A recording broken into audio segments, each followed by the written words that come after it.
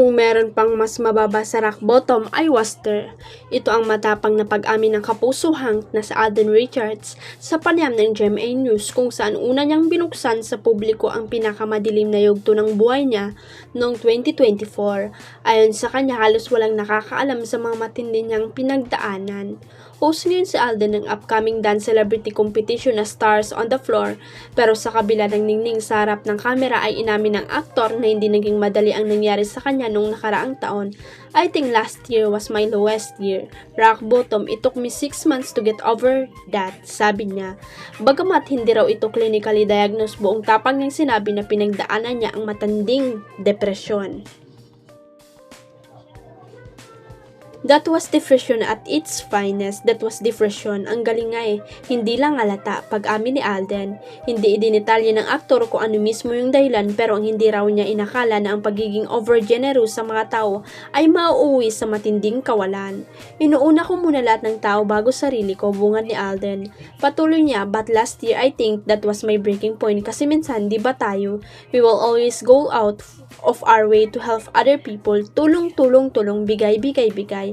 Ang nangyari sa akin, paglingon ko doon sa timba ko, wala na palang natira sa akin. And then that broke me to 1,000,000 pieces, bika niya. Dahil dito natutunan daw niyang unahin naman ang sarili niya. Ngayon ay mas pinapahalaga na niya ang self-love sa pamamagitan ng pagtakbo, pagbibisikleta at mga bagay na nais niyang gawin. Hindi rin naiwasang matanong si Alden tungkol sa kanyang love life, pero iginiit niyang ayaw niyang dito lang umiikot ang pagkakakilanlan sa kanya. I don't understand, hindi ko gets kung bakit ang mindset natin palagi na ang basis ng kasiyahan ng isang tao ay life. Giit niya. Sabi pa niya, it's just this my story and this is how my story to be told, not based on the presumption of other people. I'm so done with that.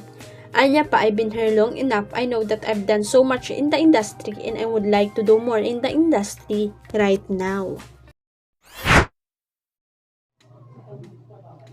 Opisyal nang magbabalik ang Star Magic All-Star Games ngayong taon. Sa unang pagkakataon ay magkakaroon ng men's volleyball game na Star Magic All-Star Game na isa sa nare-request ng mga fan. At sa unang taon ng men's volleyball game sina JL Toleresa ng grupong BJYO at ang dating housemate ng Pinoy Big Brother Gen 11 at volleyball player ng University of the East na si Dylan Iturralde ang mga tatayong team captain. First time ko maglaro sa Star Magic Games and volleyball pa, sabi ni Dylan sa interview niya kay MJ Philippine ng ABS-CBN News. Dagdag pa niya, yung sport ko talaga malalaro ko pa. Nakaka-excite kasi ang daming bagong players. Sinigurado naman ni BJYO-JL na magkaibigan pa rin sila kahit magkalaban ang kanilang team ni Dylan. Nag-usap naman kami na kahit anong mangyari magkakaibigan pa rin tayo after ng laban, sabi ni JL. Makakasama rin lang maglalaro sina BJYO Akira, Patrick Ramirez na dati ring housemate ng Pinoy Big Brother Gen 11 at ang former camper ng Sparks Camp Season 1 na si Bong Gonzales. Happy po ako kasi sa volleyball malalabas ko po yung leadership skills ko, sabi ni Patrick. Training pa lang may puksaan na kami, may bardagulan na pero at the end of the day, we're just enjoying, sabi naman ni Bong. Huwag kalimutang i-click ang subscribe button at i-ring ang notification bell para sa latest at legit chika updates.